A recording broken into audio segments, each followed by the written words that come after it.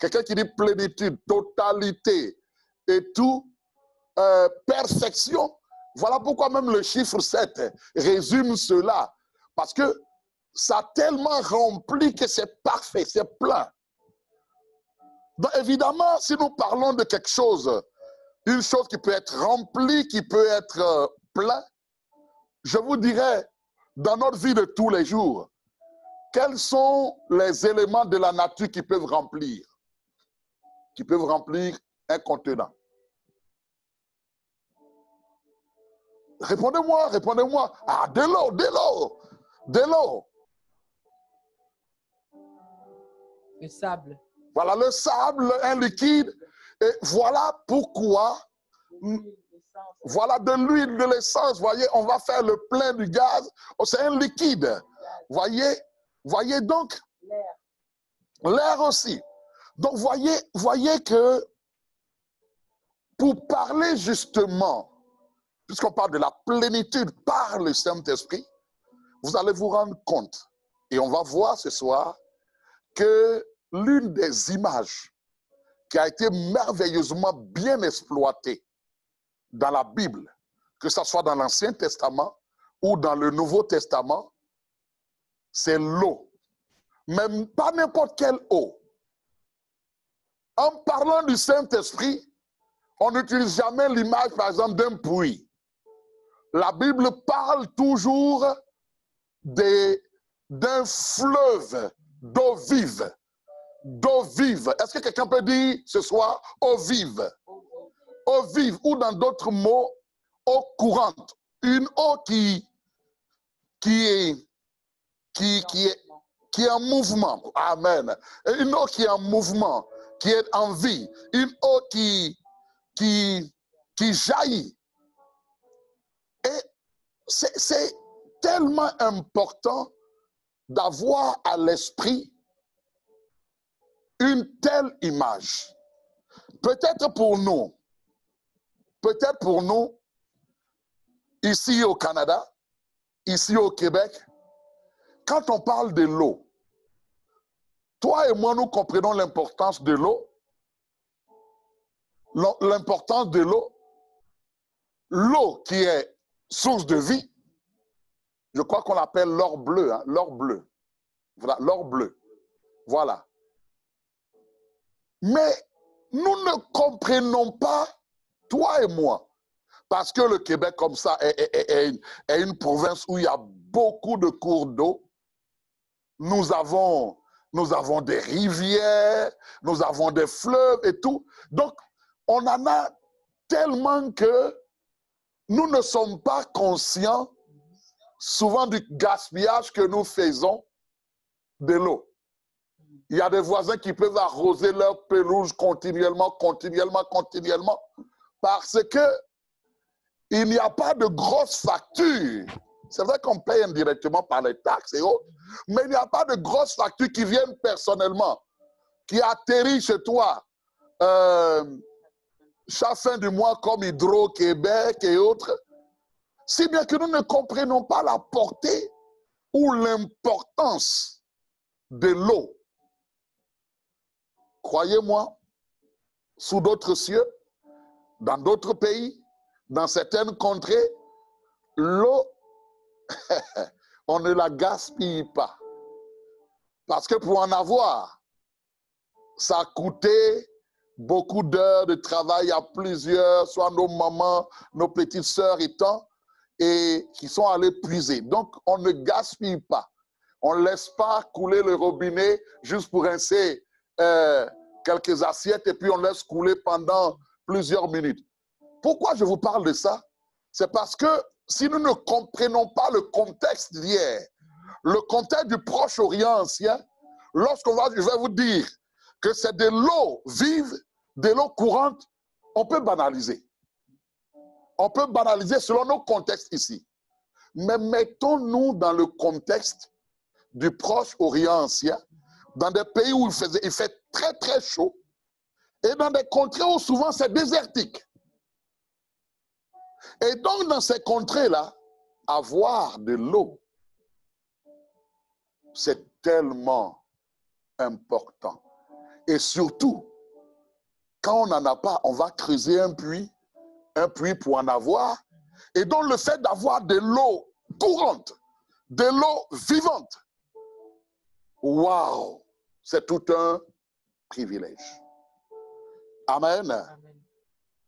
Donc, je suis en train de vous parler de l'importance de l'eau vive dans certaines contrées, surtout dans des pays très chauds et surtout désertiques.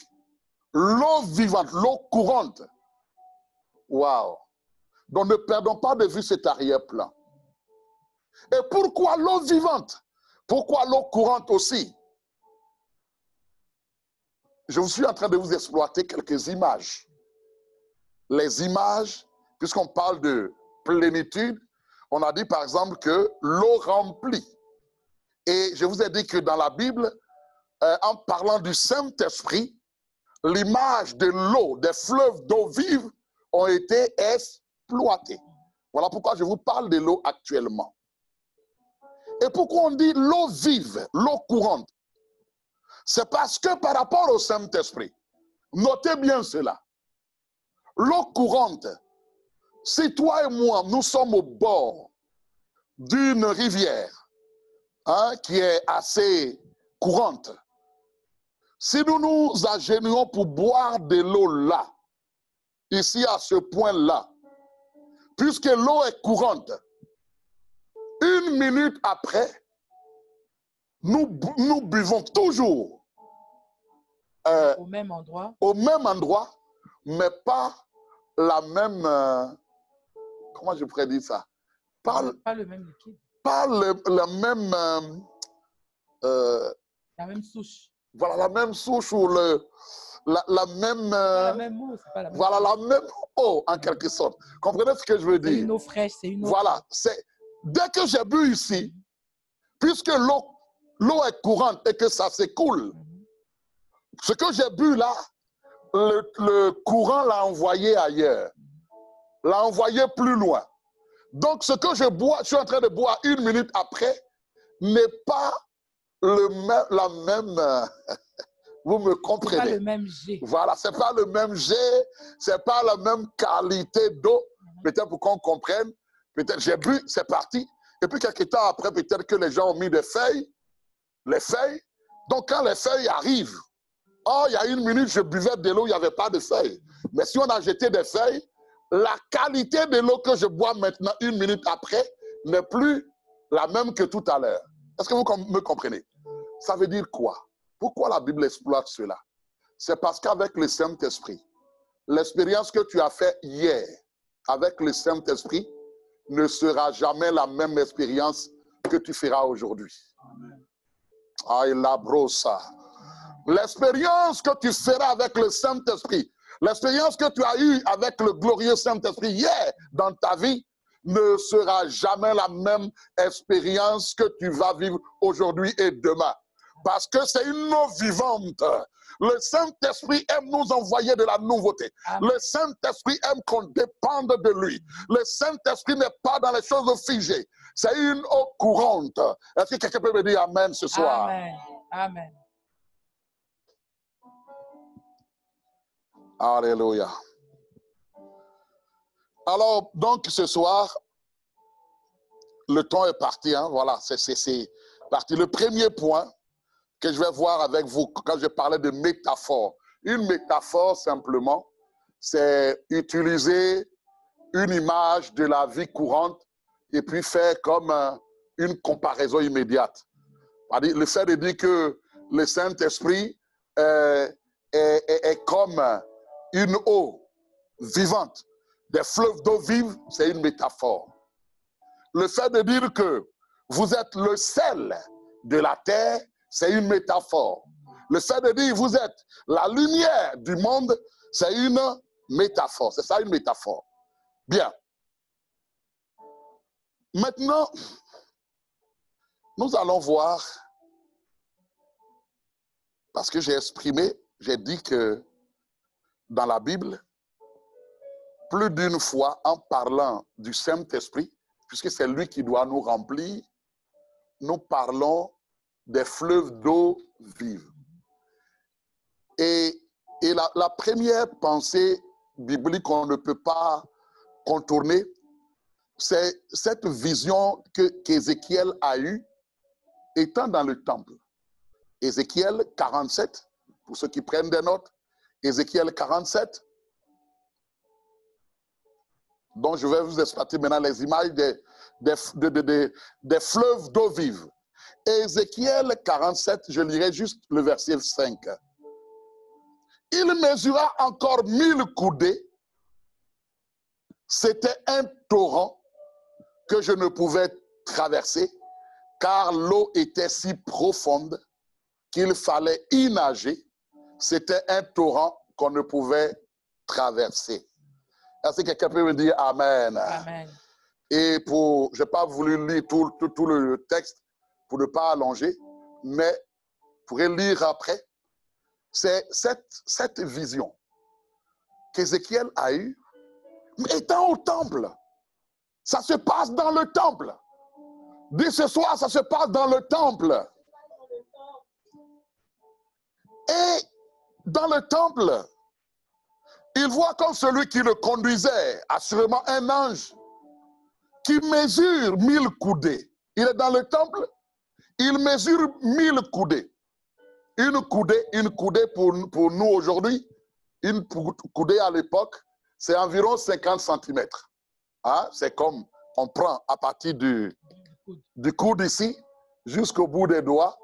Voilà, ça fait une coudée. C'est ce qu'on appelle une coudée. Voilà. Et donc, 1000 coudées, si on veut convertir rapidement, c'est environ 500 mètres. Donc, un demi-kilomètre. Il mesura 500 mètres. Et lorsqu'il a mesuré, il a vu que du temple, dis ce soir, du temple, il y a l'eau qui a commencé à sortir du temple. Pas de l'extérieur, depuis l'intérieur du temple. L'eau a commencé à couler et à monter, à arriver jusqu'au genou. Lorsqu'il mesure un autre 1000 coudées, l'eau augmente encore et dit, il m'arrive d'abord à la cheville, au genou et puis à la hanche. Il mesure encore une autre coudée. Et là, l'eau le transporte. Pour aller rapidement, l'eau le transporte. Ça devient un torrent. Il fallait y nager. Il fallait nager.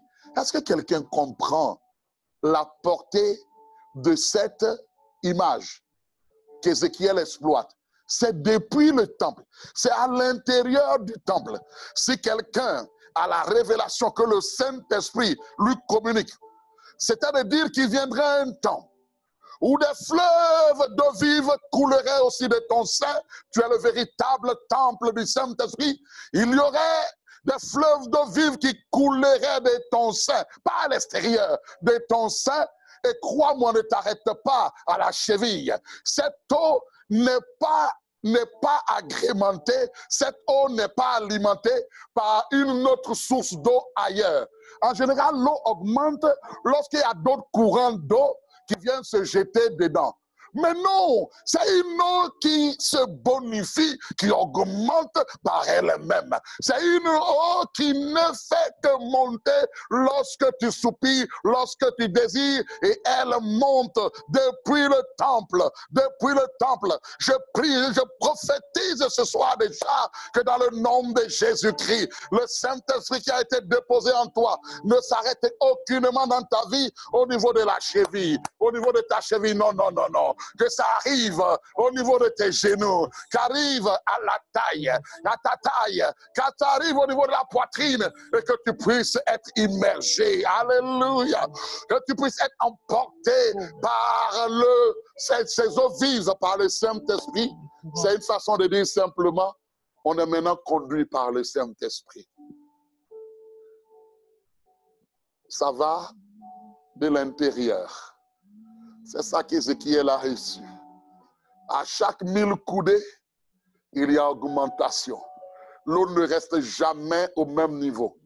Et comprenez, comme je l'ai dit, cette eau-là qu'Ézéchiel voit, cette eau qui est l'annonce de quelque chose de glorieux à venir, cette eau n'est pas alimentée par d'autres courants d'eau. Cette eau-là est elle-même une source, mais qui est intarissable. À la rézoka. Une source intarissable. Plus tu as soif, plus cette eau augmente. Plus tu as soif, cette eau augmente en toi. Plus tu as soif, cette eau augmente en toi. Je prie que ce soit l'eau de la vie, l'eau de l'esprit, l'eau du salut, l'eau de la rédemption coule et transporte nos vies au nom de Jésus-Christ. Aïe, aïe, aïe, aïe, aïe, aïe, aïe. Vous comprenez pourquoi Jésus, dans le Nouveau Testament, dans Jean 7, Jean chapitre 7, versets 37 à 39, et c'était le jour de la grande fête. Et Jésus, quand il utilise des images comme ça, il prend pour acquis que ces Juifs qui sont là connaissent la Torah, ils connaissent les promesses qui ont une portée messianique pour le temps où l'Esprit de Dieu allait venir. Ne perdez pas de vue. C'est une image, cette image d'Ézéchiel, ne perdez jamais de vue. Cette eau vive coule du sein du temple. Aujourd'hui, ce n'est plus le temple de Salomon. Tu es le véritable temple. C'est une eau qui coule de ton sang. Larazoka. Coule de ton sang. Coule de mon sang.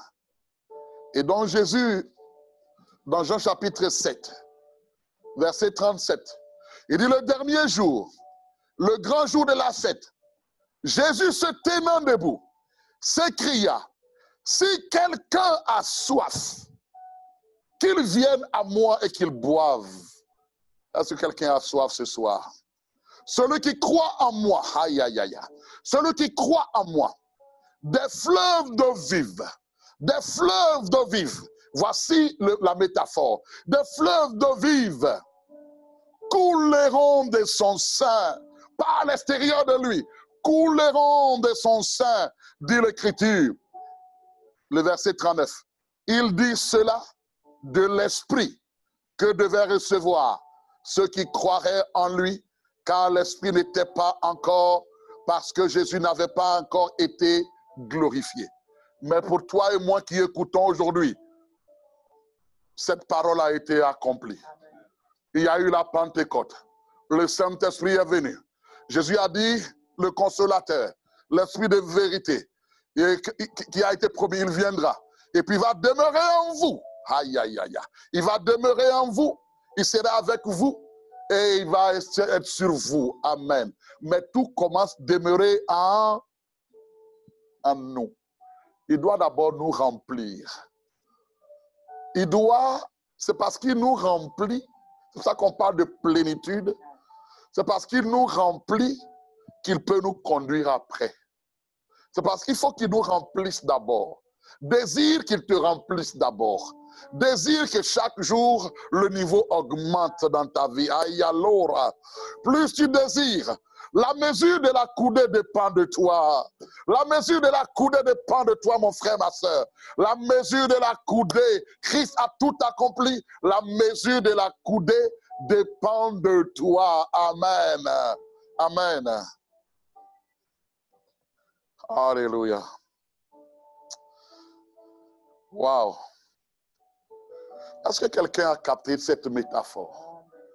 La métaphore des fleuves d'eau vive, de l'eau courante, de l'eau en mouvement, de l'eau qui n'est pas stagnante. Le Saint-Esprit n'est pas une eau stagnante. Le Saint-Esprit n'est pas l'eau de puits, mais une eau courante, une eau en mouvement, une eau en augmentation, une eau qui se plaît à remplir. Tout dépend de ta soif, tout dépend de ma soif. Saint-Esprit, accorde-nous la grâce de nous remplir et nous parlerons de plénitude. Alléluia. Deuxième point que je vais voir avec vous ce soir, c'est faire aussi une analogie. On vient de voir la métaphore, le Saint-Esprit, qui est décliné, qui est vu sous la forme d'eau vivante, d'eau vive. Et je vais vous faire une analogie. On parle toujours du Saint-Esprit puisqu'on parle de la plénitude par le Saint-Esprit. Je vais faire une analogie de comment quelqu'un peut être rempli de vin versus quelqu'un rempli du Saint-Esprit. C'est le même mot, rempli. Quelqu'un qui est rempli du vin, en d'autres termes, il s'est enivré. On dit il est ivre. On dit la personne est ivre. La personne s'est enivrée. Ça veut dire que la personne a bu tellement de boissons alcoolisées et à un moment donné, à force d'en boire, c'est juste aussi un liquide qui est alcoolisé, mais à un moment donné, quand il est rempli de ce vin-là, parce qu'il est rempli de ce vin, c'est le vin qui le conduit maintenant. Est-ce que quelqu'un me comprend? Est-ce que quelqu'un comprend? Je vous dis déjà que, gloire à Dieu, le Seigneur a libéré, délivré beaucoup d'entre nous qui avions peut-être des addictions. Mais une personne qui n'est pas délivrée de la boisson, vous pouvez lui donner tous les conseils possibles. Tous les conseils possibles. Pour lui faire attention, tu peux attraper la cirrhose de foie, ceci, cela. La personne t'écoute bien. Mais elle est habituée à être remplie et conduite par le vin. Par le vin. Pourquoi? Parce qu'elle sait que lorsqu'elle boit, lorsqu'elle est remplie de vin, souvent elle oublie même ses problèmes. Elle n'est plus timide. Quand il y a des personnes qui sont remplies de vin, ce qu'elles ne pouvaient pas faire en temps normal, en temps de lucidité, la personne remplie de vin, va faire des choses. Si on lui raconte le lendemain, est-ce que tu sais tout ce que tu as fait? Il va s'attraper la tête.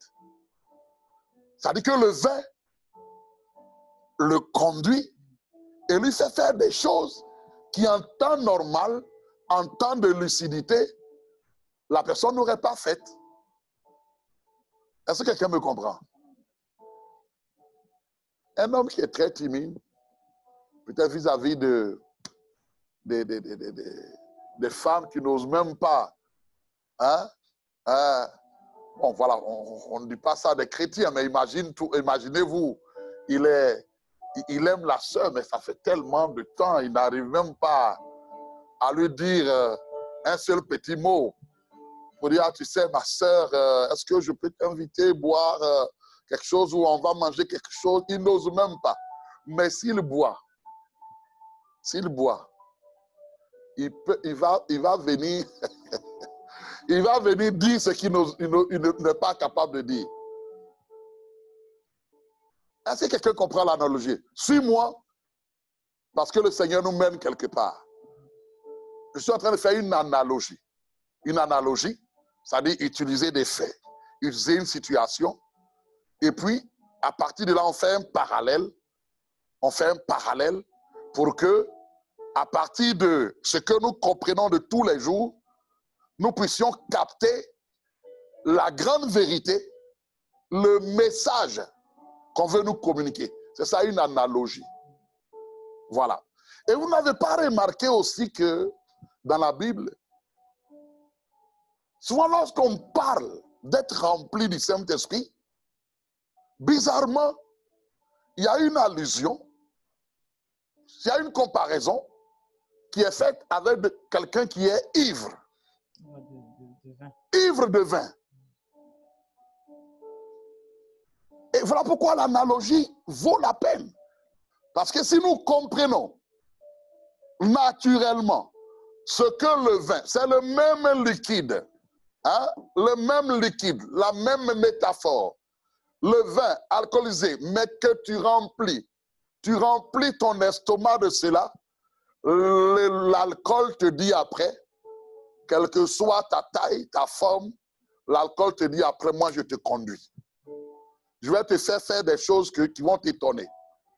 De la même manière, bien-aimé, quand on est rempli de l'eau vive de l'Esprit, de l'eau vive du Saint-Esprit, quand on est rempli de cette eau vive, le Saint-Esprit nous conduit et nous fait faire des exploits ou en d'autres termes, on dirait « Waouh !» Est-ce que quelqu'un comprend? Le Saint-Esprit enlève tout le manque d'assurance, la crainte, la peur. Quand le Saint-Esprit nous assaille, c'est l'esprit de courage, c'est l'esprit d'audace, c'est l'esprit qui fait qu'on peut déclarer, on peut dire des choses qu'en temps normal, en temps normal, je suis quelqu'un de tranquille. En temps normal, je suis quelqu'un de tranquille, calme dans mon coin. Je ne parle pas beaucoup en temps normal. Mais quand tu es rempli de l'esprit, conduit par l'esprit, alléluia, il y a une hardiesse, tu as une audace, tu déclares des choses, tu décrètes des choses, conduit par le Saint-Esprit, et puis tu n'es pas intimidé par qui que ce soit. Ça, c'est le Saint-Esprit qui le fait. Amen. Donc, voyons quelques passages qui nous soulignent cette analogie, l'analogie entre... souvenez-vous, hein, même le jour de la Pentecôte, quand les apôtres et les disciples, environ 120, ont été baptisés dans le Saint-Esprit, remplis du Saint-Esprit, et qui commençaient à dire, à parler en d'autres langues, à dire des merveilles de Dieu, l'une des remarques que les gens qui les écoutaient ont pu dire, c'est qu'il y a certains qui ont dit non, ils sont ivres de vin. C'est-à-dire, ils sont saouls. Ils sont ivres. Ces gens-là sont ivres. Parce que, bien aimés, nous aimons tous, aiment dans notre tour, notre bon sens, être au contrôle de toutes choses. Mais quand le Saint-Esprit nous remplit, il y a des moments, il va te faire des choses. Tu vas même lever la voix, tu dis ainsi parle le Seigneur. Si après on te raconte ça, tu vas dire, oh mon Dieu, qu'est-ce qui m'est arrivé? Est-ce que quelqu'un comprend? Alors, pour ceux qui prennent des notes, prenons ça dans Actes chapitre 2. Actes chapitre 2, versets 13 à 15. Acte 2, 13 à 15 dit, mais d'autres se moquaient et disaient, ils sont pleins de vin doux. C'est-à-dire, ils sont ivres. Ces gens qui sont en train de faire ça là, ça c'est après la Pentecôte, après le baptême du Saint-Esprit. Ça c'est le regard des autres qui sont dans la rue, qui les observent. Il dit, mais ces gens-là, non, ils se moquaient, ils disaient, ils sont pleins de vin doux. Alors Pierre se présenta avec les 11, éleva la voix et leur parla en ces termes. Hommes juifs, et vous tous qui séjournez à Jérusalem, sachez ceci et prêtez l'oreille à mes paroles. Le verset 15. Ces gens ne sont pas ivres, comme vous le supposez, car c'est la 3e heure du jour, c'est-à-dire il est 9 heures du matin. Il est encore 9 heures du matin. Même si on dit à des gens, quelqu'un aime boire, mais ils ne peuvent pas être ivres à 9 heures du matin. Il s'est réveillé, ça ne fait pas longtemps. Tous ceux-là ne peuvent pas être ivres à 9 heures du matin. Bien-aimés, au fait, ce que le Saint-Esprit est en train de nous communiquer, c'est que ayons l'assurance que les eaux vives de l'Esprit, lorsqu'on en est rempli, quand on est rempli, nous amènent l'audace, nous font faire des choses qui autrement, en temps normal, on ne serait même pas capable de faire. Est-ce que quelqu'un comprend? Et quelqu'un qui est de l'extérieur, qui vient nous entendre à un moment donné, dans l'effusion de l'Esprit, le Saint-Esprit nous a saisis. Nous sommes en train de parler en langue, d'autres sont en train de pleurer. Quelqu'un viendrait dire, mais c'est quoi leur problème? Ils sont ivres ou quoi? Ils sont saouls ou quoi? Quand le Saint-Esprit remplit, il va pas, je te garantis qu'on ne va pas être tout le temps sur où on maîtrise tout, quoi. On maîtrise tout. Si tu maîtrises tout, c'est que tu es encore trop religieux. Il faut désirer encore le Saint-Esprit. Amen. Amen. Parce qu'il y a des enfants de Dieu qui ont peur. Hein. Quand il y a le mouvement de l'Esprit dans l'église, et puis peut-être, les chantres là commencent à pleurer. Et puis, ça crie. Il y a certains qui... C'est comme ils prennent bien leur appui pour dire, il ne faut pas qu'il m'arrive quelque chose ici. Comme si... Non, laissons... laissons le Saint-Esprit nous conduire. Amen. Amen. Voyez, que la personne qui est ivre de vin, il essaie de faire l'effort même de marcher correctement. Hein. Hein, il croit qu'il marche correctement, il est en maîtrise. Mais les gens qui l'observent là voient qu'il dandine. Est-ce que vous comprenez? Que nous vivions la même chose, pas de vin, mais soyons remplis du Saint-Esprit. Et c'est ce que Paul nous dit d'ailleurs dans Éphésiens 5, 18. Éphésiens 5, 18. Éphésiens 5, 18. Je peux le citer comme ça. Il dit, ne vous enivrez pas de vin. C'est de la débauche. Il dit, soyez au contraire. Au contraire. En captant la même analogie, soyez au contraire remplis du Saint-Esprit. Ne soyez pas remplis de vin. C'est de la débauche. Mais au contraire, soyez remplis du Saint-Esprit. Soyez ivres de l'Esprit. Amen. Amen. Est-ce que quelqu'un peut me dire Amen ce soir? Gloire à Dieu. Le temps avance. Troisième point, je vais vous parler du symbolisme.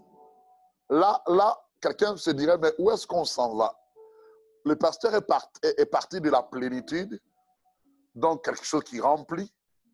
Et on a vu que ce qui peut remplir, c'est soit un liquide, et on a cité pas mal de choses. Et je dis, vous avez tellement raison, parce que dans la Bible, lorsque nous faisons allusion, lorsqu'on utilise la métaphore de l'eau courante, de l'eau vive, pour parler du Saint-Esprit. Et une fois que j'ai parlé de la métaphore, je vous ai parlé maintenant, j'ai fait une analogie. Aussi, quand le Saint-Esprit nous remplit, on peut comparer, on peut faire une analogie avec quelqu'un qui est ivre de vin. C'est ce point-là que nous venons de voir. Maintenant, tenez-vous bien, soyez à l'écoute, parce que nous allons parler maintenant du symbolisme des 7 esprits de Dieu. Parce que quand on parle de plénitude du Saint-Esprit, de façon pratique, c'est là où on s'en va. les 7 esprits. Et vous savez, le chiffre 7, c'est le chiffre de la plénitude, de la perfection, de la totalité. Voilà. Amen. Pour comprendre, est-ce que vous avez, je sais que vous l'avez déjà vu dans la Bible, plus d'une fois vous lisez la Bible, on parle des 7 esprits de l'Éternel ou les 7 esprits de Dieu. C'est tellement important. Et je sais, un homme de Dieu qui l'a tellement bien développé, ça a été le pasteur Greg, pasteur Grégory Toussaint. Il a tellement exploité cela. Et dans les semaines à venir, à ce temps-là de la bonne part, nous allons nous appuyer, nous fonder sur Ésaïe 11, versets 1 à 2. Ça, c'est pour vous donner, mais vous allez vous rendre compte que si nous captons cela, on doit faire de cela notre prière quotidienne. C'est ma prière quotidienne. Tous ceux qui me rencontrent souvent, que ce soit en aparté dans nos bureaux, vont toujours entendre cette prière-là.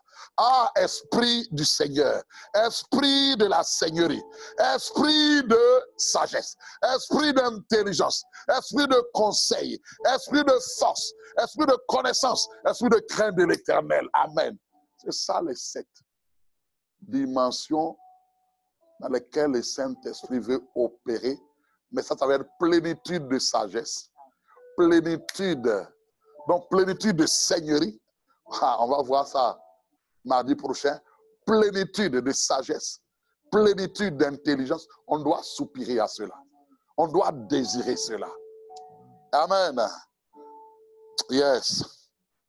Mais avant d'y aller, examinons le symbole. Symbolisme de cet esprit de Dieu.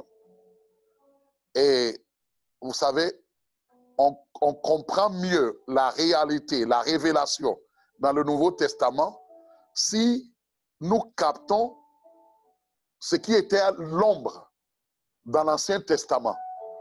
Dans l'Ancien Testament. Et dans Zacharie 3:9, on ne peut pas parler de ça, de cet esprit de l'Éternel, sans aborder Zacharie.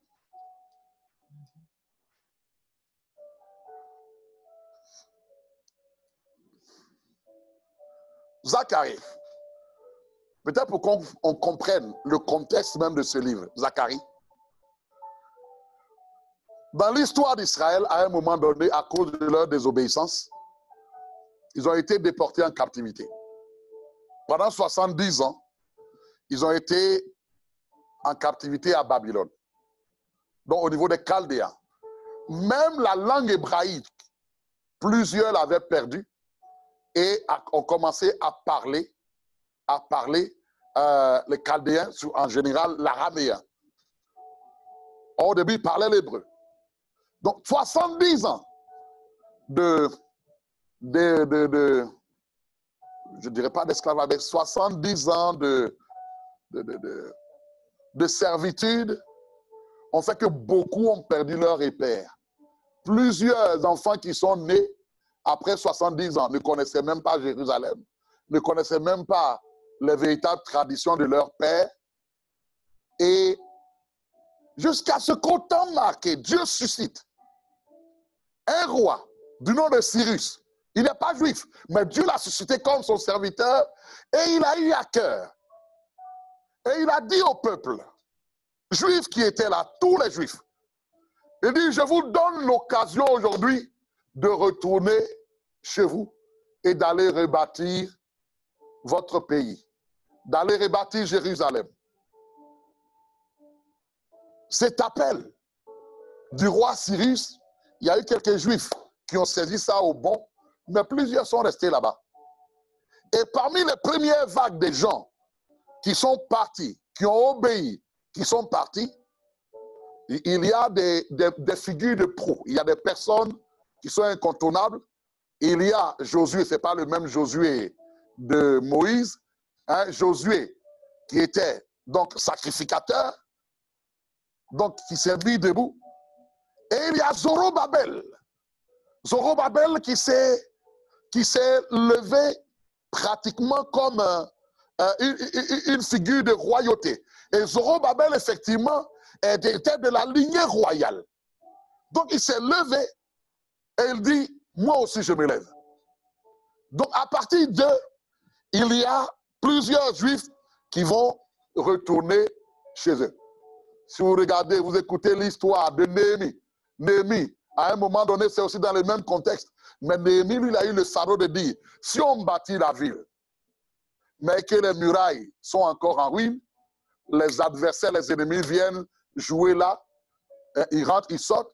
Donc, Néhémie, lui, a eu à cœur de rebâtir les murailles. Donc, vous voyez, ça c'est le contexte immédiat de Zacharie.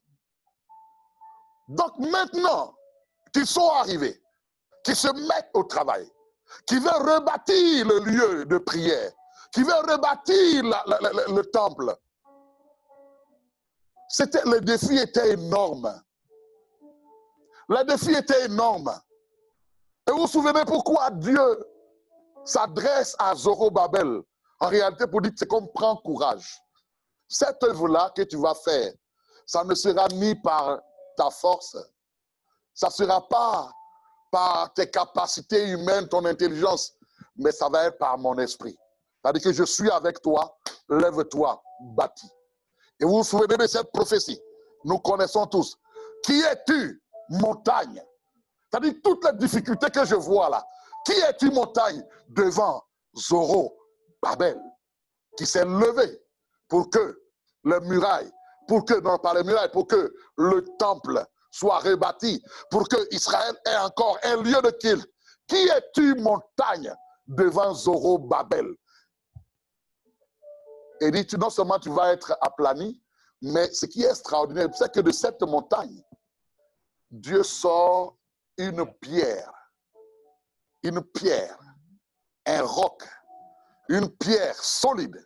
Ce qui semblait être un problème devient le fondement, devient un témoignage. Aïe, aïe, aïe, aïe, aïe, aïe, aïe, aïe. Est-ce que quelqu'un comprend? Aïe, aïe. C'est important de capter le contexte si nous voulons comprendre les 7 esprits de Dieu après. Amen. Donc Zacharie 3:9. Zacharie 3:9. Car voici, pour ce qui est de la pierre que j'ai placée devant Josué, il y a 7 yeux sur cette seule pierre. Aïe, aïe, aïe, aïe. Ça commence là. Hein? La pierre angulaire qui va être le fondement de ce temple, cette pierre-là a une particularité. C'est que là où hier, dans le Proche-Orient ancien, c'était quand ils construisaient. Sur la pierre angulaire, ils pouvaient écrire soit une phrase, ils pouvaient écrire quelque chose comme un souvenir. Pour que les gens se souviennent qu'ici, c'est comme ça que ça a commencé. Cette pierre angulaire a une marque particulière, c'est qu'elle est gravée, sur elle est gravé 7 yeux, les 7 yeux. Hein? Comment on dit ça? 7 yeux. 7 yeux. Comprenez, hein? Il dit, voici, je graverai. Il y a 7 yeux sur cette seule pierre. Voici, je graverai moi-même ce qui doit y être gravé, dit l'Éternel des armées, et j'enlèverai l'iniquité de ce pays en un jour. Waouh! L'iniquité de ce pays, tout ce qui a été fait sur ce pays, comme débauche, comme moquerie, en un jour, moi j'ôte cela. Alléluia. Amen. Donc il y a déjà l'idée d'une pierre, la pierre angulaire, la principale de l'angle, hein, qui a une particularité, 7 yeux. Pleinement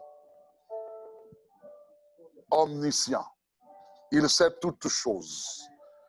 Le Seigneur dit, Il se tient au milieu des 7 chandeliers d'or. Il connaît toutes choses. Amen. Tout ce qui se passe dans la maison, dans sa maison. Il voit tout. Rien ne le surprend. Quand tu as les yeux tout autour de la tête, oh là là. C'est-à-dire, on ne peut même pas te regarder proche. C'est-à-dire que si on te regarde un peu comme ça, l'autre œil la voit. Aïe, aïe, aïe, aïe, aïe, aïe, aïe. On ne peut pas te surprendre. Amen. Et au verset, dans le chapitre 4, la même pensée revient. Chapitre 4. Zacharie 4, verset 10.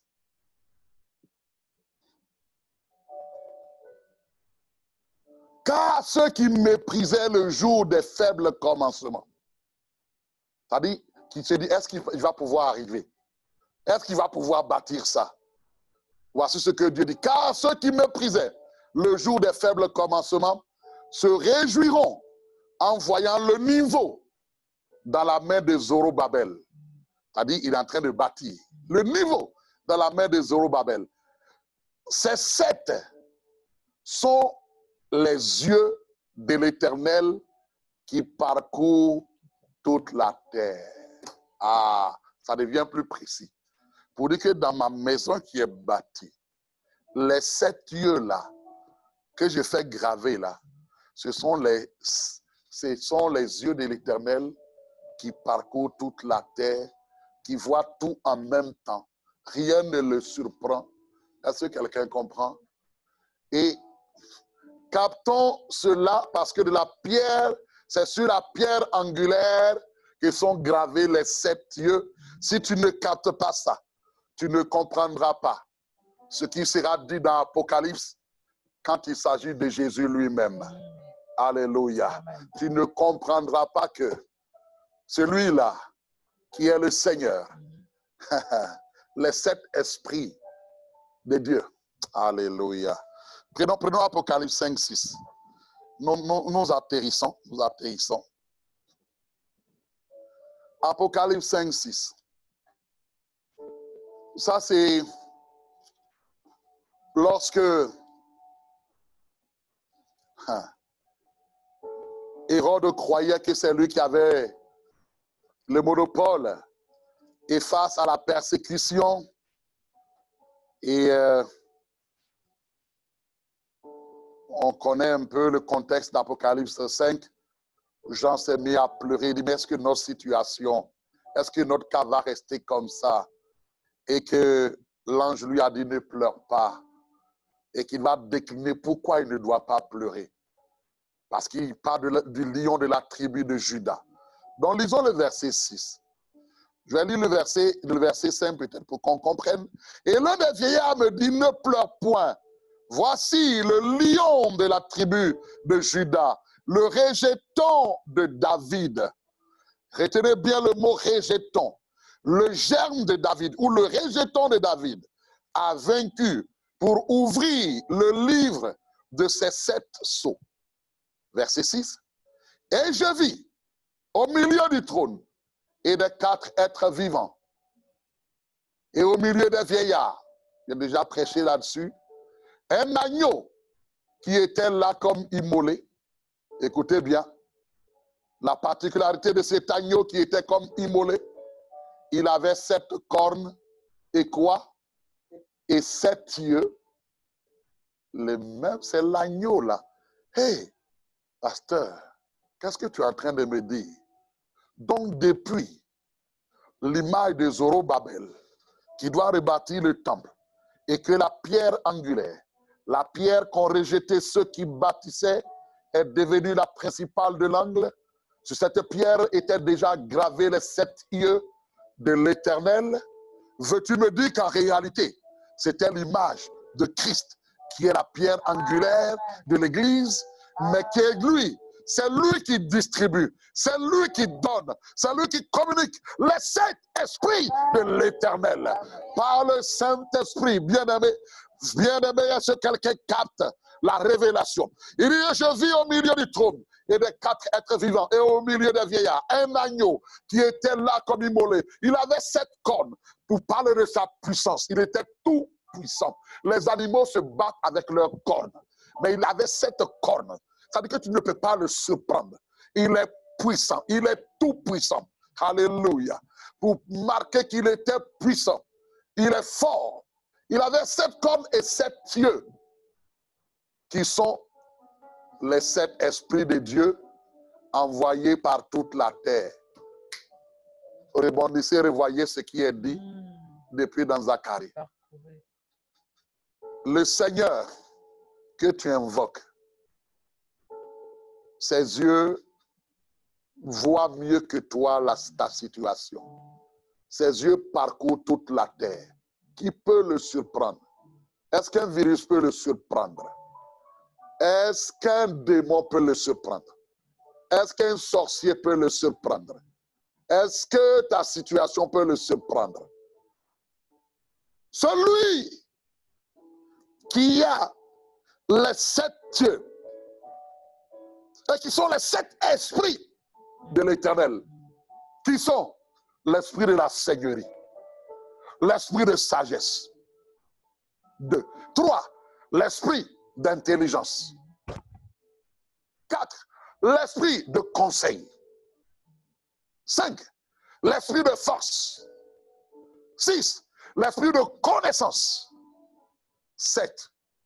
L'esprit de crainte de l'Éternel, qui amène la crainte dans les cœurs. Voilà. Je reprends.